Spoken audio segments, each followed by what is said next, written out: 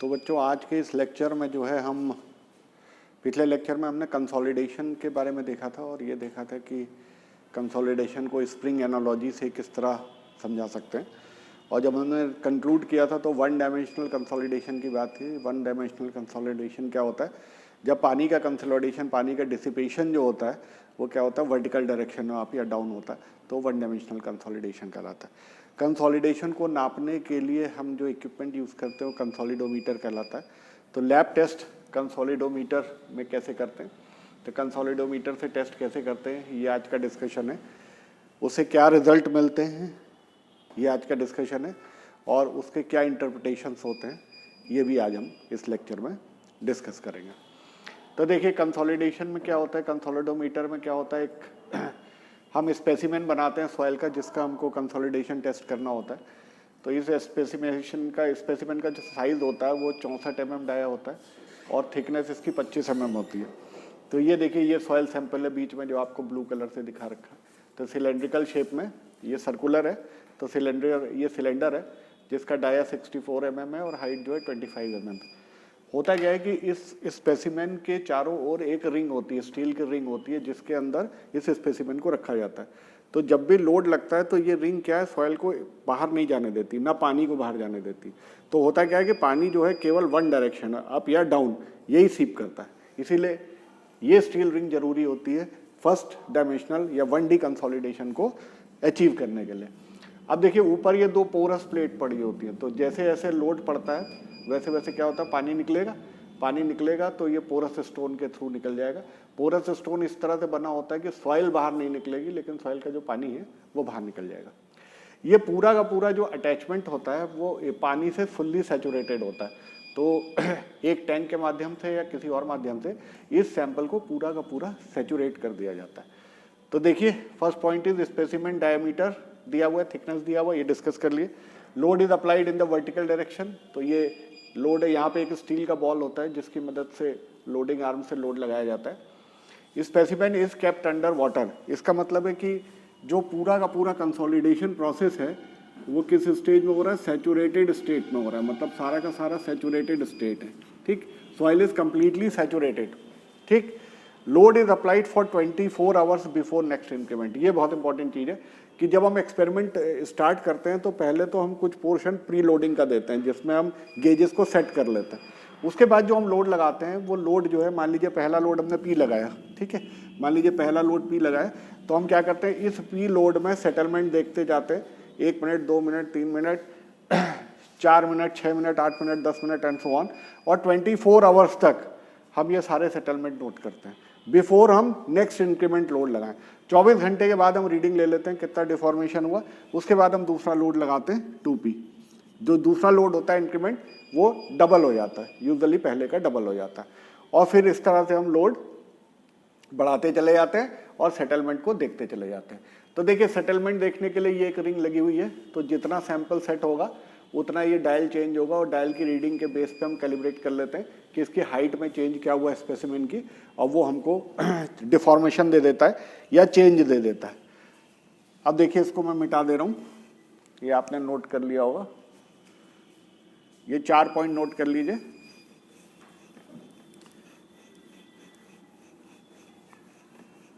अब अगर मैं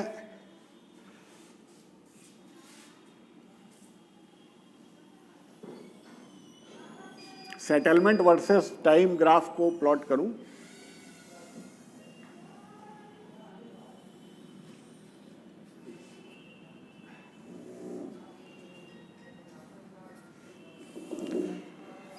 तो यहां पे है डेप्थ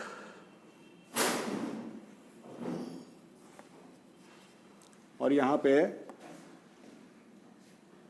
लॉग स्केल में टाइम, तो टाइम इन लॉग स्केल। ठीक है, इसके 3 कंपोनेंट होते हैं। देखिए एक ग्राफ पहले ये गया, फिर इसका ये कर्वेचर चेंज हुआ, फिर इसका कर्वेचर चेंज हुआ। तो पहला कर्वेचर जो चेंज हुआ एक लाइन ड्रॉ कर देते हैं। दूसरा कर्वेचर जो चेंज हुआ तो हम क्या करते हैं, ये देखिए ये दोनों टेंजेंट बनाते हैं, ये पॉइंट लेते हैं, इसको ड्रॉ कर देते हैं, ठीक है। This is stage 1, this is stage 2 and this is stage 3। ये 3 स्टेजेस हैं। ये 3 स्टेज किसकी हैं? ये 3 स्टेज हैं जब लोड और सेटलमेंट हमने लगाया तो डेप्थ में किस तरह चेंज हुआ, इसकी डेप्थ में किस तरह चेंज हुआ, और टाइम। ये 24 आवर्स के ग्राफ में जब हमने बताया था एक लोड इंक्रीमेंट लगाते हैं, तो एक लोड इंक्रीमेंट के बीच में अगर हम लोड और सेटलमेंट के बीच का ग्राफ देखें या डेप्थ और टाइम के बीच का ग्राफ देखें, डेप्थ और टाइम के बीच का ग्राफ देखें तो हमको इस तरीके से मिलता है, ठीक। इसमें 3 स्टेज है। जो स्टेज 1 होती है, ठीक, स्टेज 1 में क्या होता है, जैसा हमने बताया था एक्सपेरिमेंट शुरू करने से पहले हम थोड़ा सा लोड लगाते हैं ताकि पूरा सेटअप बन जाए और जो एयर वॉइड से मेनली निकल जाए। तो ये इनिशियल कंप्रेशन या इनिशियल कंसोलिडेशन कहलाता है। तो पहला फेज है इनिशियल कंसोलिडेशन। इनिशियल कंसोलिडेशन किस वजह से होता है? प्री लोडिंग की वजह से होता है। प्री लोडिंग मतलब जो मेन लोडिंग आप काउंट कर रहे हैं उसके पहले कुछ लोड लगाते हैं ताकि इक्विपमेंट पूरा सेटअप सही हो जाए हमारा, इसलिए आप प्री लोडिंग लगाते हैं। तो stage 1 is initial consolidation which is because of pre loading. Stage 2 क्या है? ये प्राइमरी कंसोलिडेशन कहलाता है।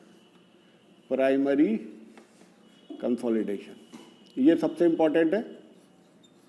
प्राइमरी कंसोलिडेशन क्या होता है? हमने जो स्प्रिंग एनालॉजी से बताया था, जब आप लोड लगाते हैं तो क्या होता है, धीरे धीरे जो है ये लोड ट्रांसफर हो जाता है। कहाँ पे हो जाता है? सॉइल के ग्रेन्स में हो जाता है। पानी एक्सेस हाइड्रोस्टैटिक प्रेशर की वजह से बाहर निकल जाता है और सॉइल के ग्रेन्स में प्रेशर आ जाता है, ठीक।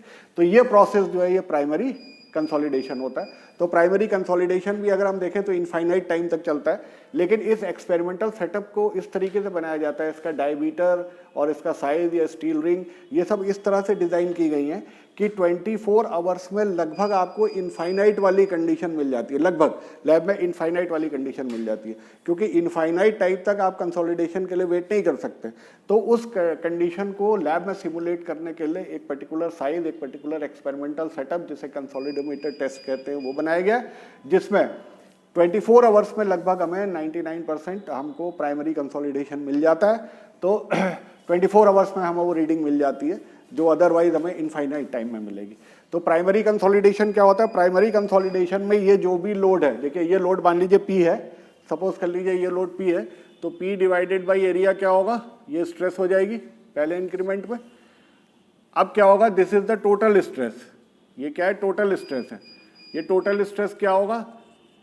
इनिशियली इस पॉइंट पे ये पोर वाटर प्रेशर इसको ले रहा हो, इस पॉइंट पे अगर देखें तो ज़्यादा प्रेशर जो है पोर वाटर प्रेशर ले रहा होगा, बहुत कम सॉइल के ग्रेन पे ट्रांसफ़र हुआ होगा। जब आप यहाँ पे पहुँच जाएंगे 100% कंसोलिडेशन के आसपास पहुँच जाएंगे तो क्या होगा? ये सारा का सारा टोटल प्रेशर किस में चेंज हो जाएगा? इफेक्टिव स्ट्रेस में चेंज हो जाएगा। मतलब सॉइल है लगभग सारा का सारा जो लोड है वो सॉइल के ग्रेन्स में ट्रांसफ़र हो जाएगा। स्टेज 3 जो है वो सेकेंडरी कंसोलिडेशन कहलाता है। Secondary consolidation. अब देखिए सारा का सारा पानी निकल गया सॉइल से, ये हो गया प्राइमरी कंसोलिडेशन। इसके बाद क्या होता है? जो सॉइल का स्ट्रक्चर होता है, एक हमने बताया था आपको कि सॉइल के जो पार्टिकल्स होते हैं, पर्टिकुलरली कंसोलिडेशन का जो इंपॉर्टेंस है वो फाइन ग्रेन सॉइल में होता है, क्ले में होता है। और क्ले के पार्टिकल्स जो होते हैं किस तरह के होते हैं? प्लेट शेप के होते हैं। जब प्लेट शेप के पार्टिकल होते हैं तो सरफेस एक्टिविटी के कारण उसमें डबल लेयर का पानी होता है, जिसे क्या कौन सा वाटर कहते हैं? एडसॉर्ब्ड वाटर। ये हम पहले पढ़ा चुके हैं आपको, एडसॉर्ब्ड वाटर। तो क्या होता है? जब पानी सारा निकल जाता है, जब सेकेंडरी स्टेज में आते हैं तो ये एडसॉर्ब्ड वाटर जो कि बहुत स्टिक वाटर होता है, जो कि क्ले के पार्टिकल से चिपका होता है, ये भी बाहर निकल जाता है, ठीक। तो पार्शियली जो है वो एडसॉर्ब्ड वाटर सॉइल से निकल जाता है सेकेंडरी कंसोलिडेशन के फेज में। और क्या होता है? इन पार्टिकल्स का, जो सॉइल के पार्टिकल्स होते हैं, जो ग्रेन्स होते हैं, इनका ओरिएंटेशन हो जाता है। ये दोनों चीजें याद रखिएगा तभी समझा पाएंगे आप। और कौन सा ओरिएंटेशन होता है? प्लास्टिक ओरिएंटेशन होता है। प्लास्टिक ओरिएंटेशन मतलब, सॉरी ओरिएंटेशन नीचे लिखा प्लास्टिक। प्लास्टिक ओरिएंटेशन मतलब अगर ये इलास्टिक ओरिएंटेशन होता तो आप लोड जैसी हटाते ही ओरिजिनल पोजीशन में आ जाता है। प्लास्टिक ओरिएंटेशन मतलब अब कंसोलिडेशन से इसका परमानेंट ओरिएंटेशन चेंज हो गया, जिसकी वजह से और सेटलमेंट आपको मिलता है, ठीक। तो आपसे ये पूछा जा सकता है कि what is pre loading, what is initial consolidation, what is primary consolidation, what is secondary consolidation. तो आप ये कंसोलिडोमीटर को समझा के उससे एक इंक्रीमेंट में हमें जो डेप्थ वर्सेस टाइम का स्केल मिलता है, उसमें जो कर्व मिलता है उसमें 3 स्टेजेस मिलती हैं। एक मिलता है इनिशियल कंसोलिडेशन जो कि प्री लोडिंग की वजह से होता है, दूसरा स्टेज 2 जो प्राइमरी कंसोलिडेशन होता है, और तीसरा स्टेज 3 जो सेकेंडरी कंसोलिडेशन होता है। प्राइमरी कंसोलिडेशन किस वजह से होता है? मेनली आपका जो पानी होता है पोर से वो निकल जाता है और सारा का लोड ट्रांसफर हो जाता है किसमें? सॉइल ग्रेन्स में, जो हमने आपको स्प्रिंग मॉडल में समझाया था। और अल्टीमेटली जो टोटल स्ट्रेस है वो इफेक्टिव स्ट्रेस में कन्वर्ट हो जाती है। और जो स्टेज 3 है इसमें सेकेंडरी कंसोलिडेशन होता है, और सेकेंडरी कंसोलिडेशन में जो एड्सॉर्ब्ड वाटर होता है वो निकल जाता है और सॉइल का प्लास्टिक ओरिएंटेशन हो जाता है। अब आगे कुछ कैलकुलेशन और देखते हैं। देखिए हमने जो पढ़ा था एक डेफिनेशन वो पढ़ी थी G = gamma S upon gamma W, और गामा S जो है डेंसिटी ऑफ सॉइल सॉलिड या unit weight of soil solid होता था, जो WD अपॉन VS होता था, और इनटू गामा W हम कह सकते हैं। तो इसको हम ये लिख सकते हैं WD upon area into height of solid, ये वॉल्यूम हो जाएगा, इंटू गामा W। यहाँ पे हमको हाइट ऑफ सॉइल सॉलिड मिल जाएगी, हाइट ऑफ सॉइल सॉलिड मिलेगी WD upon AG gamma W। तो ये हाइट ऑफ सॉइल सॉलिड मिल जाएगी हमको। तो ये स्टेप 1 हुआ। तो अगर हमको इस कॉन्सोलिडोमीटर का एरिया पता है, स्पेसिफिक ग्रेविटी ऑफ सॉइल पता है, पानी की डेंसिटी पता है और इसका ड्राई वेट पता है, तो हम HS निकाल सकते हैं या हाइट ऑफ सॉलिड निकाल सकते हैं। तो HS क्या है? Height of solid, height of soil solid, मतलब सॉलिड के कितनी हाइट है ये हम निकाल सकते हैं। दूसरा, हमको ये पता है कि टोटल हाइट स्पेसिमेन की कितनी है और हाइट ऑफ सॉलिड कितनी है। तो हमको ये हाइट ऑफ वॉइड मिल जाएगी, मतलब वॉइड्स की कितनी हाइट है ये मिल जाएगी, ठीक है। और देखिए जो वॉइड रेशियो है E0 इज, अगर हम मान लें इनिशियल वॉइड रेशियो है, इनिशियल वॉइड रेशियो है, ठीक। तो ये कैसे होता है? ये VV अपॉन VS, इसको कह सकते हैं हम HV इंटू AV या total area divided by HS into total area. Total area cancel out हो जाएगा, तो वाइड रेशियो हो गया height of wide upon HV upon HS, ठीक है, HV अपॉन HS। तो देखिए बहुत आसान है, टोटल हाइट हमको पता है, total height of the sample हमको पता है, this is the total height, this is H जो स्पेसिमेन की हाइट है, और इस फॉर्मूले से हमने हाइट ऑफ सॉइल सॉलिड निकाल लिया, सॉइल के जो सॉलिड है उनकी हाइट मिल गई HS।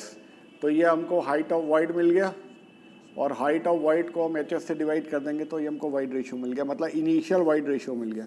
तो इनिशियल वाइड रेशियो जो है हमको इस तरीके से मिल जाएगा कि इस मृदा का इनिशियल वाइड रेशियो कितना है। अब तीसरा पॉइंट है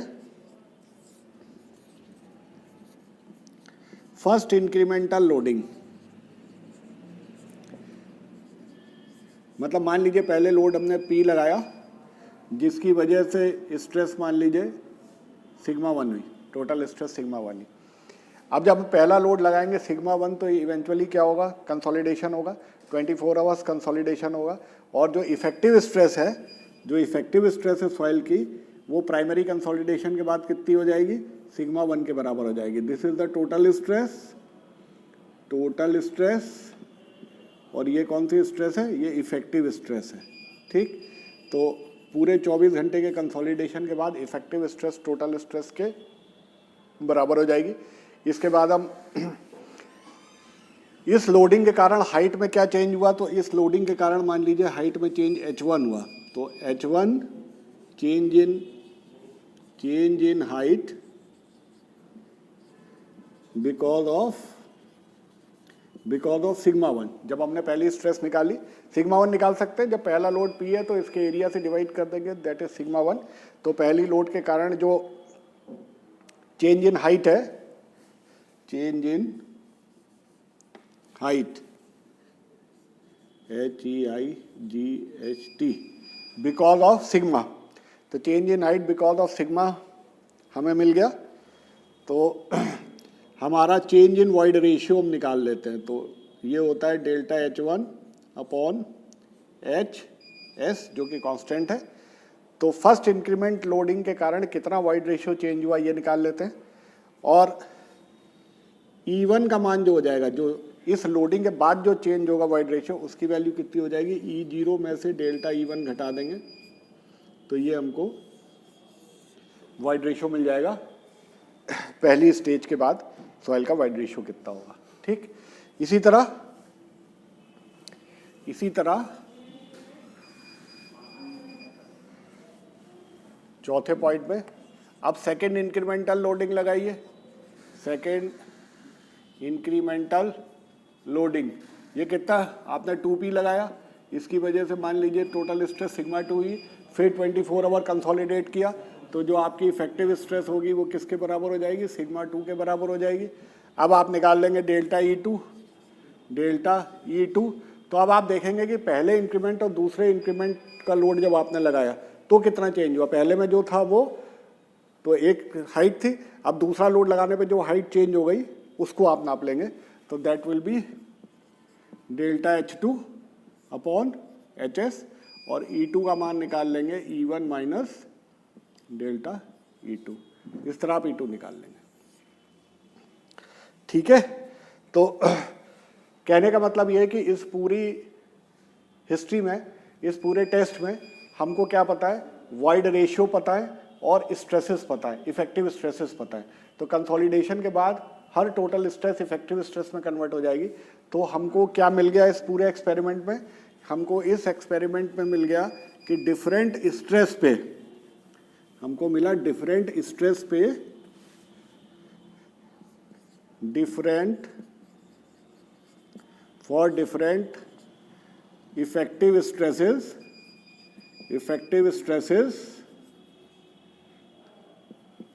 the void ratio is calculated. ठीक है, इस तरह से आप कैलकुलेट कर लेंगे।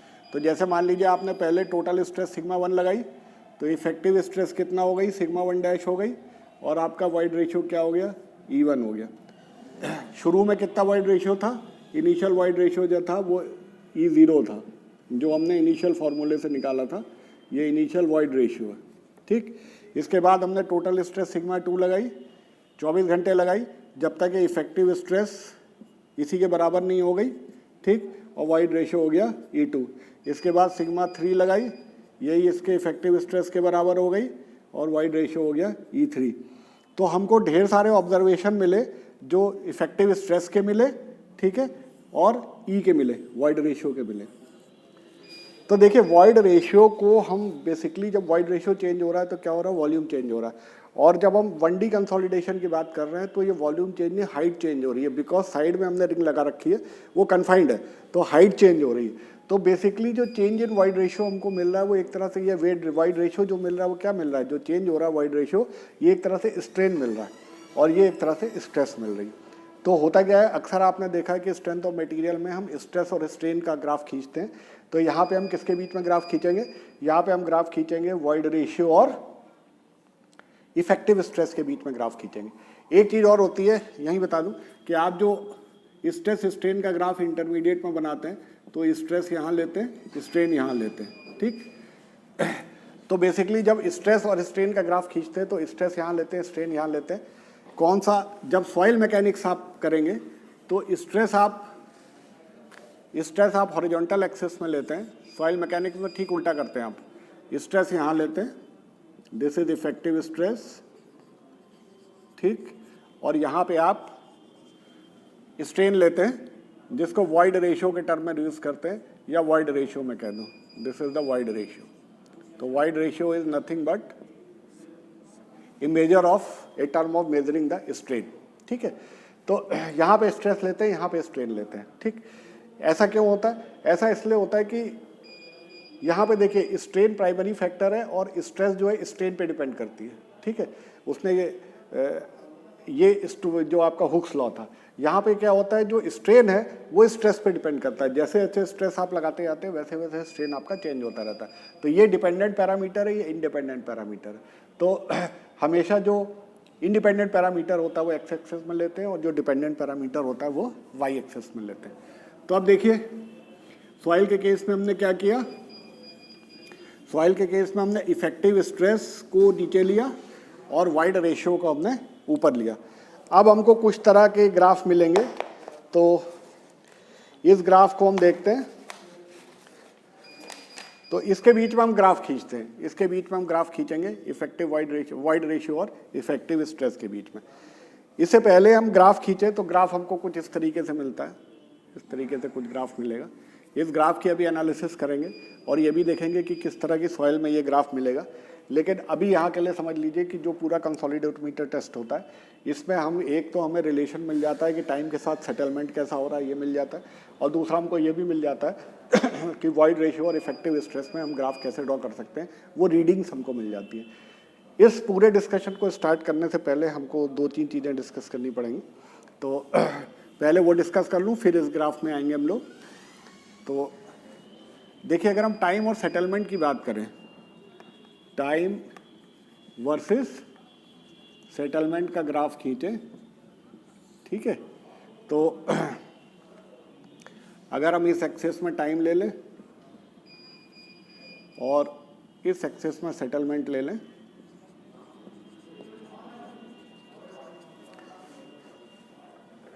तो सैंड के केस में ये यहाँ तक आता है, क्ले के केस में बढ़ता चला जाता है, ठीक है।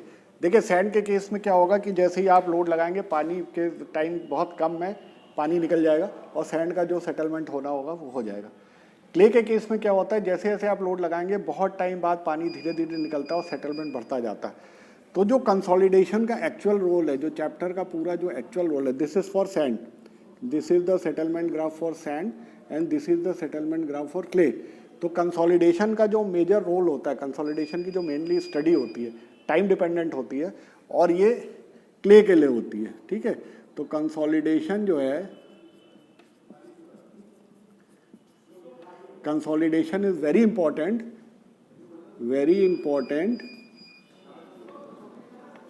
For clayey soil, clayey soil या वो सॉइल जिसकी सरफेस एक्टिविटी ज़्यादा है उसके लिए ज़्यादा यूजफुल होगी रादर देन सैंड के लिए, जहाँ पे बिहेवियर हमारा बहुत प्रेडिक्टिव है।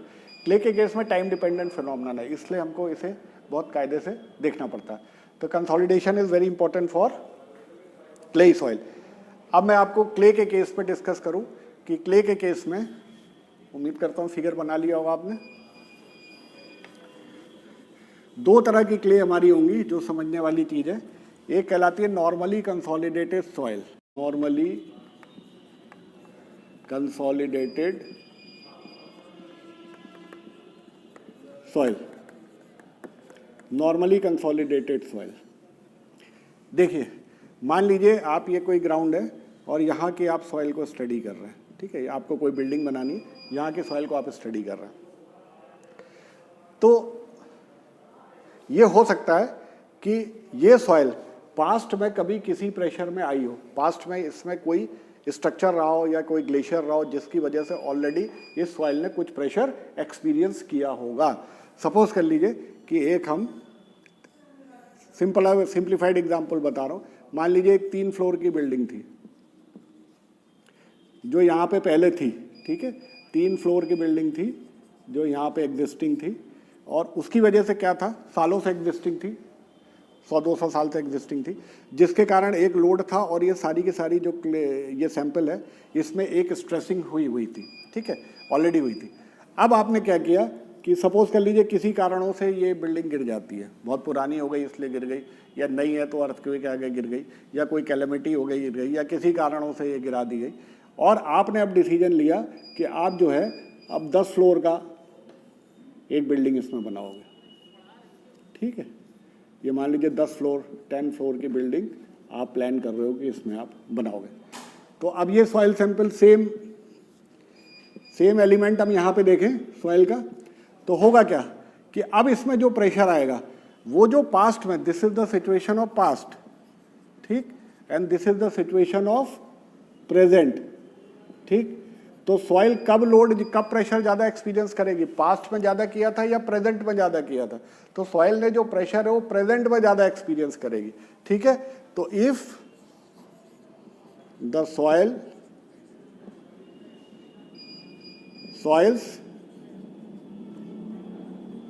प्रेजेंट प्रेशर, ठीक है, जो अभी का प्रेशर है, present pressure is greater than equal to past pressure.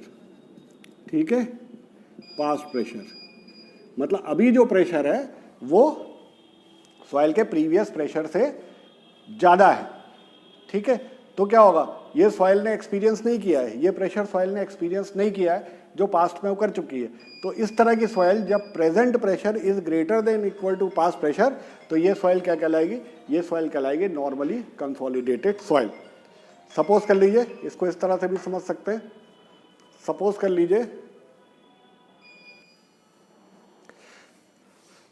लीजिए कि मैं जो है मान लीजिए कि 10 किलो लोड मेरे पे ऑलरेडी पहले से आ रहा था। सपोज कर लीजिए 10 किलो लोड पहले से आ रहा था। तो अगर अब आज की डेट में, पास्ट में मैं 10 किलो लोड उठाने में सक्षम था, मेरे पास लोड आता रहता था, उस प्रेशर का मैं एकस्टम्ड था। सडनली मान लीजिए आज की डेट में मेरे पास 10 किलो से कम लोड आता है, तो मैं ये कहूँगा ठीक है, कोई चिंता की बात नहीं, इतना लोड मैं ले चुका हूँ, मेरे को ये पता है। लेकिन अगर ये 15 लोड आता है या 100 किलो लोड आ जाता है या 50 किलो लोड आ जाता है, 10 किलो से ज़्यादा लोड आ जाता है, तो वो चीज़ मैंने पहले एक्सपीरियंस नहीं की हुई है। ठीक है, तो सेम सिचुएशन है कि अगर इस सॉइल ने इस प्रेशर को पास्ट में एक्सपीरियंस नहीं किया है, ठीक, तो इसका बिहेवियर कुछ और होगा। और अगर इस प्रेशर को, अगर मान लीजिए मैं 10 किलो का लोड ले चुका हूँ और 10 किलो के लोड पहले ले चुका हूँ और आज की डेट में 5 ही किलो लोड आ रहा है, तो मुझे चिंता करने की ज़रूरत नहीं है। तो और अगर 10 किलो से ज़्यादा लोड आ रहा है तो मुझे चिंता करने की ज़रूरत है।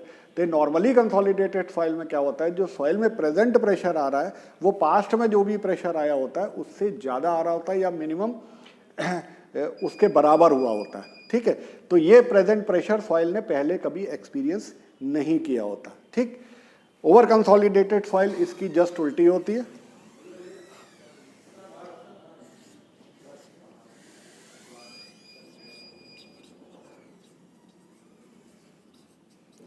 ओवर कंसोलिडेटेड सॉइल क्या होगी, ओवर कंसोलिडेटेड सॉइल पे अगर इस फिगर को मैं जस्ट उलट दूं कि पास्ट में इसमें कोई 10 फ्लोर का हाउस था, एक बिल्डिंग थी 10 फ्लोर की, ये पास्ट में थी। ठीक, और प्रेजेंट में क्या है, मैं 3 फ्लोर का ही बना रहा हूं। तो क्या है, जो प्रेजेंट प्रेशर है, present pressure is less than past pressure. ठीक, तो soil has experience that pressure, जो अभी प्रेशर आ रहा है उस सॉइल को उसने एक्सपीरियंस कर रखा है। और सॉइल अपनी हिस्ट्री को याद रखती है, उसकी जो स्ट्रेस हिस्ट्री है उसको याद रखती है। तो ये सॉइल जिसमें पहले ही ज़्यादा प्रेशर आ चुका है, प्रेजेंट का प्रेशर जो पास्ट का प्रेशर है उससे कम है, तो ये इस तरह की सॉइल को ओवर कंसोलिडेटेड सॉइल कहते हैं, या ओवर कंसोलिडेटेड क्ले भी कहते हैं इसको, कई बार OCC सॉइल भी कहते हैं, क्योंकि कंसोलिडेशन का मेन मतलब क्ले से ही होता है। तो इसको ओवर कंसोलिडेटेड सॉइल भी कह सकते हैं, या ओवर कंसोलिडेटेड क्ले भी कह सकते हैं, या नॉर्मली कंसोलिडेटेड सॉइल भी कह सकते हैं, और नॉर्मली कंसोलिडेटेड क्ले भी कह सकते हैं। ठीक है, अब देखिए एक चीज़ और बताना है कि जो नॉर्मली कंसोलिडेटेड सॉइल आपके समझ में आ गया, ओवर कंसोलिडेटेड आपके समझ में आ गया।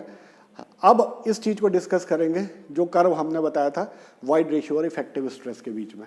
तो इन दो सॉइल के एक्सट्रीम्स के बीच में हम डिस्कस करेंगे कि ये कर्व नॉर्मली कंसोलिडेटेड सॉइल के लिए कैसा होता है और ओवर कंसोलिडेटेड सॉइल के लिए कैसा होता है।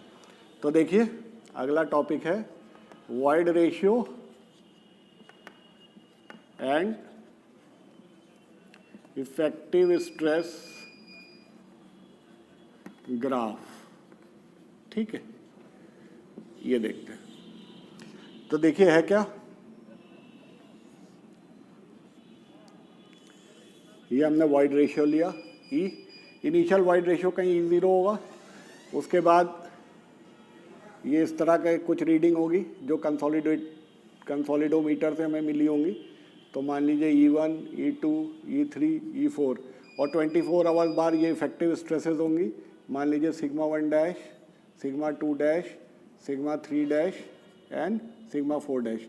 तो एक स्मूथ कर्व हमको मिल जाएगा। तो ये कर्व जो होता है वो कॉनकेव होता है, अंदर की ओर घुसा हुआ होता है, ठीक है। इट इज कॉनकेव कर्व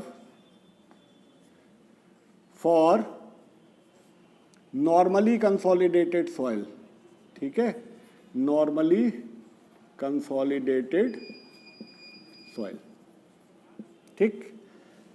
और इसको जो है वर्जिन कर्व भी बोलते हैं, वर्जिन कर्व भी बोलते हैं। वर्जिन कर्व क्यों बोलते हैं?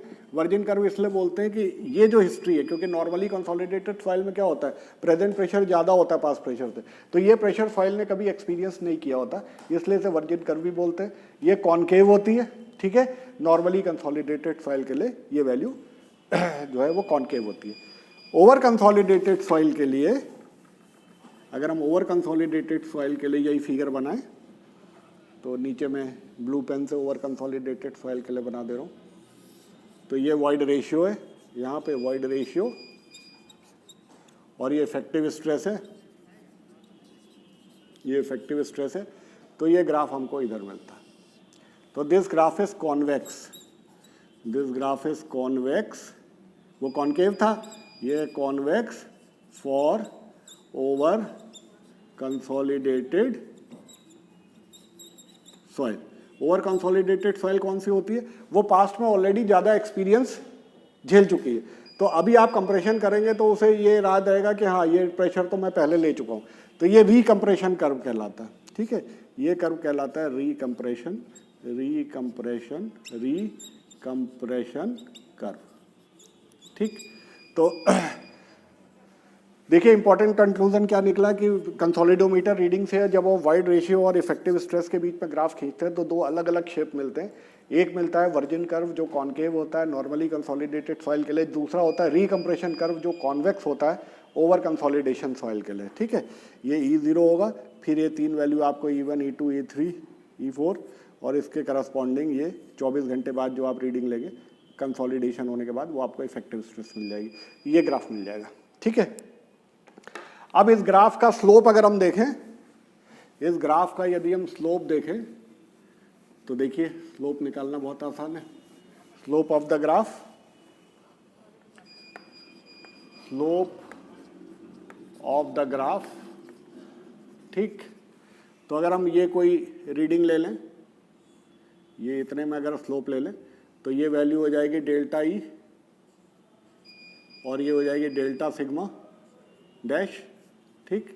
तो ये कहलाता है A V, A B. A V क्या होता है? A we is the slope of void ratio and effective stress graph, and this is known as coefficient of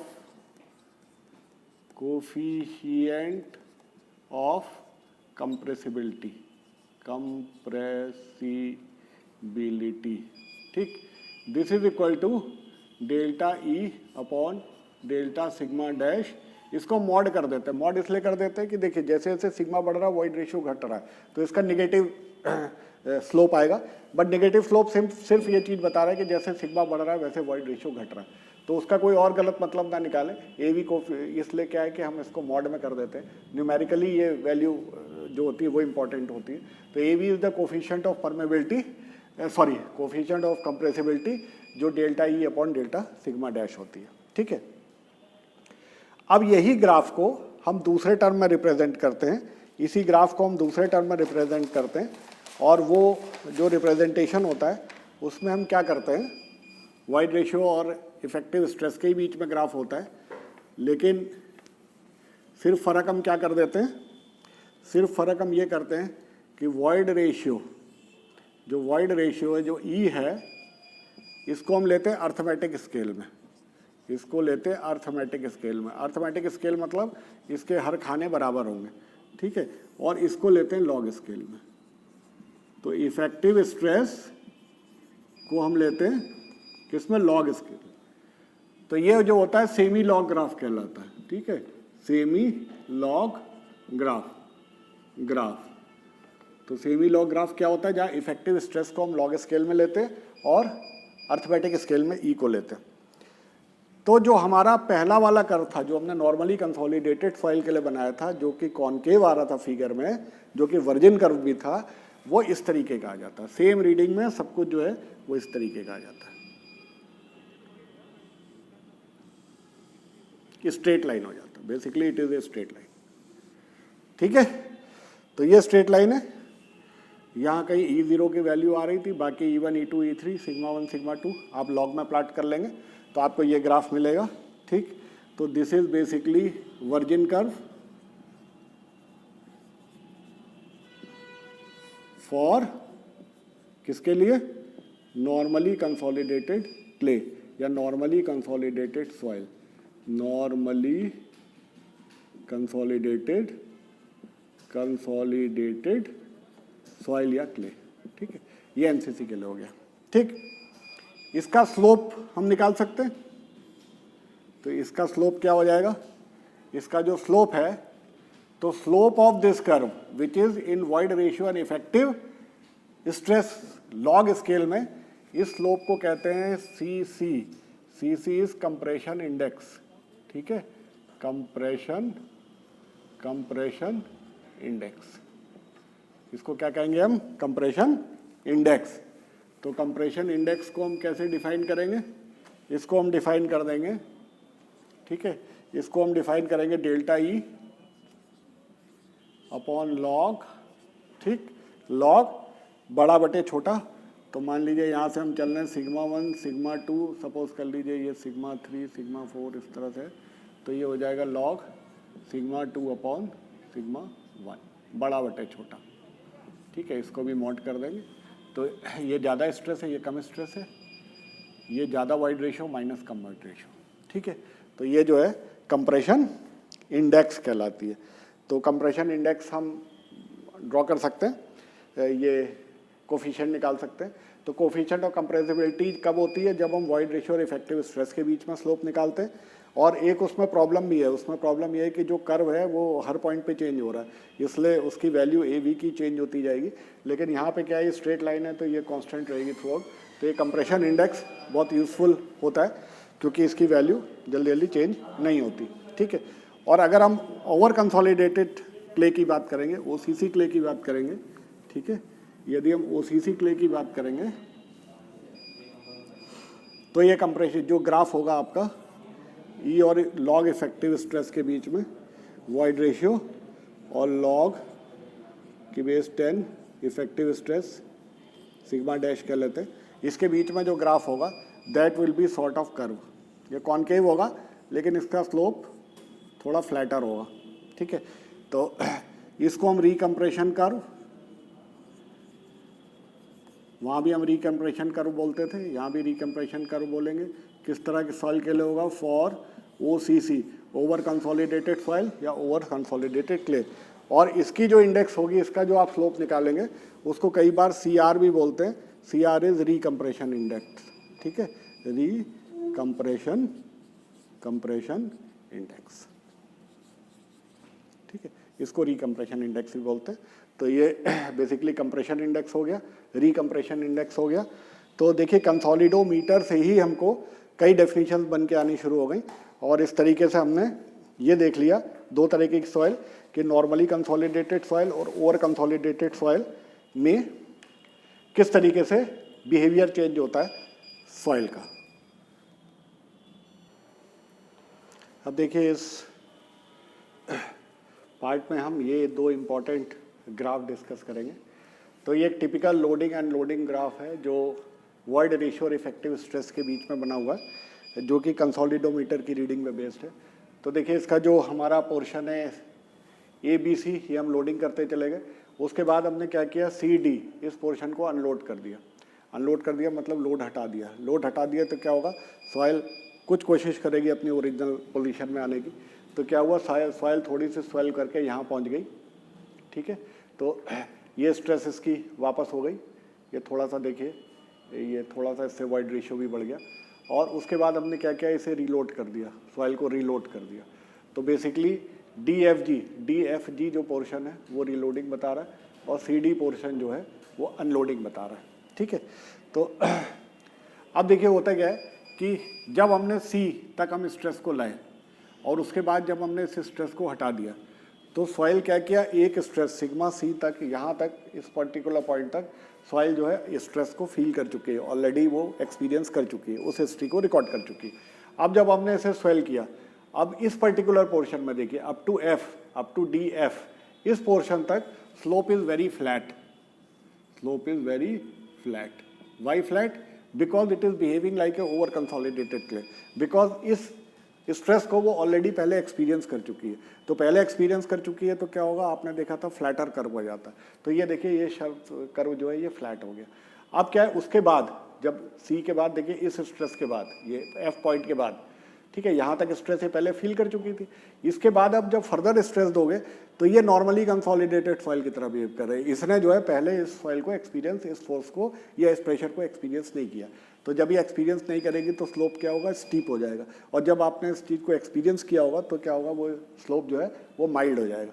जैसा कि हम देखते थे उसमें वाइड रेशियो में, देखिए वाइड रेशियो इफेक्टिव स्ट्रेस में जब हम ग्राफ खींचते थे तो ओवर कंसोलिडेटेड के क्या था, ये कॉन्वेक्स था, मतलब ये धीरे धीरे चेंज होता था, फ्लैट कर्व था। और जो ये हम नॉर्मली कंसोलिडेटेड ले देखते थे तो ये स्टीप था, ठीक है। तो देखिए यहाँ पे ये इसके आगे जो स्ट्रेसेस लगा रहे हैं वो इस सॉइल ने एक्सपीरियंस नहीं किया, सिग्मा सी तक ही एक्सपीरियंस किया।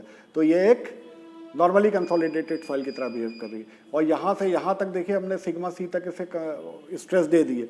इसके बाद जब हम फिर इसकी स्ट्रेसिंग कर रहे हैं तो ऑलरेडी ये सिग्मा सी तक स्ट्रेस ले चुकी है। तो सिग्मा सी तक जो है ये कर्व फ्लैट है, ये इतना स्टीप नहीं है। तो ये एक ओवर कंसोलिडेटेड सॉइल की तरह बिहेव कर रही है और यहाँ से ये नॉर्मली कंसोलिडेटेड सॉइल की तरह बिहेव कर रही है। तो ये एक फिगर आपकी बुक में दिया हुआ है जिसका इंटरप्रिटेशन मैंने आपको समझा दिया। अब एक सबसे इंपॉर्टेंट चीज़ होती है कि आपको ये कैसे पता चलेगा कि हमारी सॉइल ओवर कंसोलिडेटेड है या अनकंसोलिडेटेड है, जब तक हमें ये ना पता चले कि पास्ट में उसके पास कितना प्रेशर था। अभी की डेट में हम कितने मंजिल की बिल्डिंग बना रहे हैं हमको पता है, तो हम प्रेजेंट प्रेशर निकाल सकते हैं। बट सबसे इंपॉर्टेंट चीज़ है कि पास्ट में कितना प्रेशर इस सॉइल ने फील किया। हो सकता है ये बिल्डिंग वाला तो मैंने आपको एग्जाम्पल दिया, यूजुअली ये हो सकता है कि कोई उस जगह पे ग्लेशियर रहा हो या कोई ऐसा अर्थ का कुछ फॉर्मेशन रही हो जो समय के साथ हट गई हो, और हो सकता है हज़ारों साल में ये हुई हो और वो हट गई हो, उसकी वजह से सॉइल पहले ही वो कंप्रेस हो चुकी हो। इस हिस्ट्री को जानने के लिए या प्री कंसोलिडेशन प्रेशर को जानने के लिए हम क्या करते हैं, फिर उसी ग्राफ का यूज़ करते हैं, वाइड रेशियो और इफेक्टिव प्रेशर के बीच पर ग्राफ यूज़ करते हैं। तो देखिए इस ग्राफ में हम क्या देखते हैं, एक पॉइंट ए सेलेक्ट करते हैं, ए पॉइंट सेलेक्ट करते हैं जो मैक्सिमम कर्वेचर का होता है, ठीक है, मैक्सिमम कर्वेचर या मिनिमम रेडियस ऑफ कर्वेचर कह लीजिए, मिनिमम रेडियस ऑफ कर्वेचर, इस पॉइंट को सेलेक्ट करते हैं। तो ये पॉइंट सबसे शार्प पॉइंट है जहाँ कर्व बहुत शार्प है। अब यहाँ से क्या करते हैं, एक horizontal line A B draw करते हैं। तो ए बी क्या है, A B is a horizontal line. तो हम क्या करते हैं, सबसे पहले कि इस कर्व पे एक पॉइंट ए सेलेक्ट करते हैं जिसका कर्वेचर सबसे ज़्यादा होता है, ठीक है, या रेडियस ऑफ कर्वेचर कह लें सबसे कम होता है। इस ए पॉइंट से हम क्या करते हैं, ए बी एक हॉरिजॉन्टल लाइन ड्रॉ करते हैं। तो draw horizontal line A B, ठीक, ये पहला स्टेप होता है।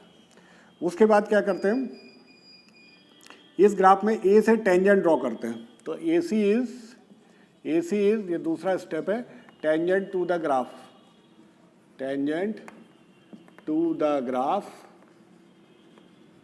एट पॉइंट ए पॉइंट पर हम टेंजेंट खींच देते हैं। अब क्या होता है, इन दोनों टेंजेंट के बीच में देखिए एक एंगल बन गया। अब इसका हम बाइसेक्टर लेते हैं, ठीक है। तो AD बाइसेक्ट्स, AD जो है it's bisects, AD bisects BAC, angle BAC, इसको बाइसेक्ट करते हुए खींचते हैं। तो अगर ये 2 अल्फा है तो अल्फा अल्फा ये बाइसेक्ट करते हुए खींच देता है, ठीक है। अब क्या करते हैं, इस जो इसका स्टीप स्लोप है इसको पीछे एक्सटेंड कर देते हैं, इस स्लोप को पीछे एक्सटेंड कर देते हैं और ये एक्सटेंड करके बाइसेक्टर को जहाँ पे काटता है, ये देखिएगा। अब क्या हुआ, ये स्लोप आ रहा है, इस स्लोप में हमने टेंजेंट खींचा, ये टेंजेंट जहाँ बाइसेक्टर को काटेगा उस पॉइंट को नीचे प्रोडिक्ट कर देते हैं और ये पॉइंट जो होता है ये प्री कंसोलिडेशन प्रेशर बताता है। तो sigma C is measured which is the pre consolidation pressure, मतलब इतने कंसोलिडेशन प्रेशर को मृदा ने पहले एक्सपीरियंस कर रखा है। ठीक है, तो फिर से एक बार बताता हूँ। सबसे पहले इस कर्व में ये कर्व बनाएंगे आप जो कंसोलिडोमीटर कर्व से आएगा, उसके बाद इसमें मैक्सिमम कर्वेचर का पॉइंट, मैक्सिमम शार्प जो कर्वेचर है उसे देखेंगे या मिनिमम रेडियस ऑफ कर्वेचर का पॉइंट देखेंगे। वहाँ से एक हॉरिजॉन्टल लाइन बनाएंगे, एक टेंजेंट खींचेंगे जो ए पॉइंट पे टेंजेंट होगी, इस पूरे एंगल का बाइसेक्टर बनाएंगे जो कि AD होगा। और अब ये जो ओरिजिनल कर्व आ रहा है इसको पीछे एक्सटेंड कर देंगे, ये कहीं इस बाइसेक्टर को काटेगा, जिस पॉइंट पे काटेगा उस पर्टिकुलर वर्टिकल जो इसका रीडिंग होगा दैट विल बी ये तो एक वाइड रेशियो होगा, जो हॉरिजॉन्टल पे ये जो डिस्टेंस होगा that will be pre consolidation pressure. तो ये प्री कंसोलिडेशन प्रेशर होगा। सिग्मा सी आपको पता हो जाएगा तो आप ये पता कर सकते हैं कि प्रेजेंटली हम इसमें कितना लोड देने वाले हैं या कितना लोड है, उससे हमको ये पता चल सकता है कि ये सॉइल ओवर कंसोलिडेशन है, ये ओवर कंसोलिडेटेड है या नॉर्मली कंसोलिडेटेड है। ठीक है, तो बच्चों ये हमारा कंसोलिडेशन का डिस्कशन कंप्लीट हो गया आज। और इसमें हमने 2-4 it is very important for clayey soil. ठीक, दूसरा हमने जो इफेक्टिव स्ट्रेस का कंसेप्ट देखा था दैट इज़ वेरी इंपॉर्टेंट। तो कई बार हम सिर्फ डैश लगा देते हैं, बच्चे डैश का मतलब सोच लेते हैं ऐसे ही सर ने लगा दिया होगा, बट जब हम डैश लगाते हैं तो it is the effective parameter, जहाँ पे हमने आपको स्प्रिंग एनालॉजी से पूरा पिछले टर्म में समझाया था किस तरीके से होता है। आज के टर्म में हमने आपको कंसोलिडोमीटर में रीडिंग किस तरह से ली जाती है, उस रीडिंग के क्या सिग्निफिकेंस होते हैं, उससे कौन कौन से कोफिशिएंट्स निकलते हैं, ये सारी चीज़ें बताई। अब आज ये चैप्टर हमारा समाप्त हो गया। नेक्स्ट चैप्टर में हम शेयर स्ट्रेंथ ऑफ सॉइल को डिस्कस करेंगे। Thank you very much.